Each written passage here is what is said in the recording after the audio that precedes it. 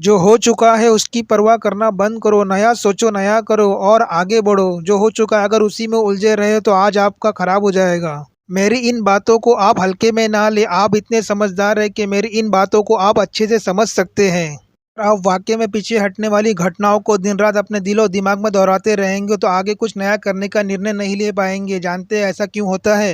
ऐसा इसलिए होता है जब आपका दिमाग बुरी घटनाओं के विचारों से भरे होते हैं और आप अच्छे और प्रेरक विचार पैदा नहीं कर पाते हैं और आप हर काम में असफल हो जाते हैं।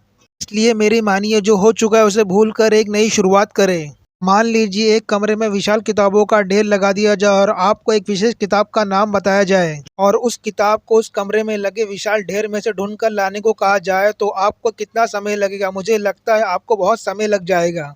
लेकिन उन्हीं किताबों को अगर बुक सेल्फ में रख दिया जाए और आपको उस विशेष नाम वाली किताब को ढूंढने में बहुत कम समय लगेगा। लगता है मेरी बात आपको समझ आ गई होगी। जिस तरह से किताबों के ढेर से कमरा भरा है, ठीक उसी तरह से हमारा दिमाग विचारों के ढेर से भरा हुआ है।